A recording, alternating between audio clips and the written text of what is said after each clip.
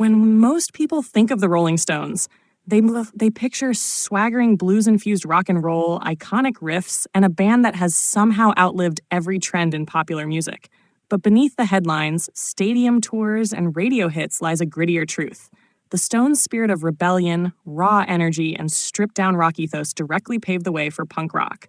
While punk would later reject much of the excess of arena rock, its DNA owes a significant debt to the unpolished, dangerous edge that the Stones embodied long before safety pins and spiked hair became symbols of defiance.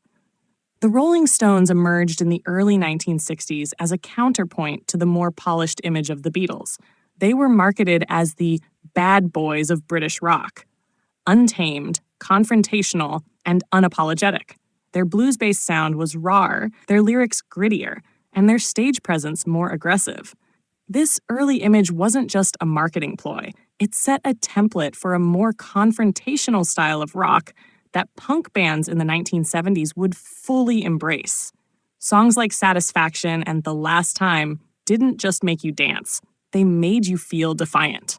By the late 1960s and early 1970s, the Stones had moved beyond their blues covers and developed a sleazy, streetwise rock style that stripped away the lush arrangements dominating much of mainstream music. Albums like Beggar's Banquet, Let It Bleed, and Exile on Main Stat sounded like they were recorded in the back of a smoky bar at 2 a.m., and that was part of their magic.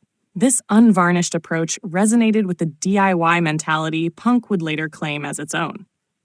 The Stones proved you didn't need perfection to make music that mattered.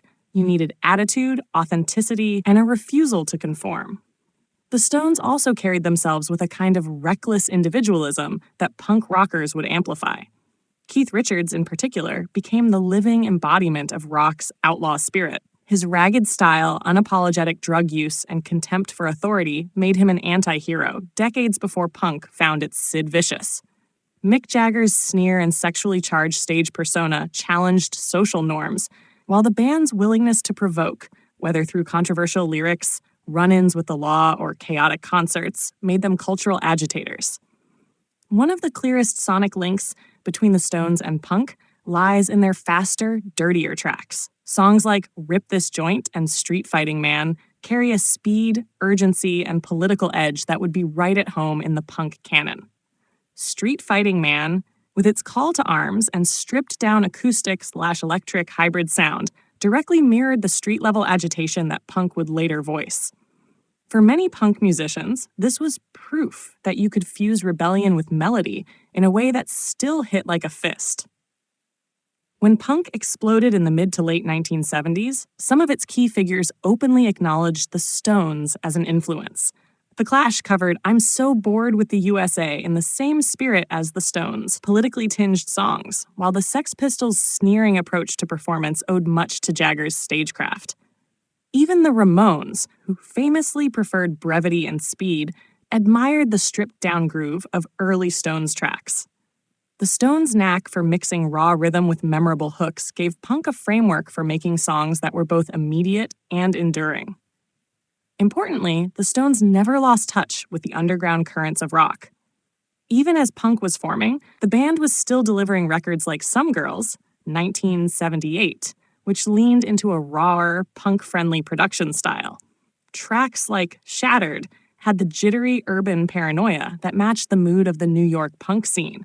Instead of ignoring the punk movement, the Stones absorbed its energy, proving that their rebellious spirit was adaptable. Culturally, the Stones' biggest influence on punk may have been in legitimizing the idea that rock music should make people uncomfortable.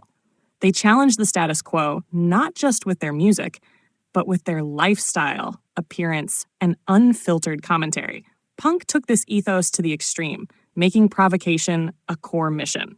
But without the trailblazing confrontations of the Stones in the 60s and 70s, fights with the press, censorship battles, run-ins with police, punk might not have had such fertile ground to grow from. Even decades later, the influence is visible. Contemporary punk and garage bands still borrow from the Stones' raw swagger, stripped-down production, and relentless touring ethos.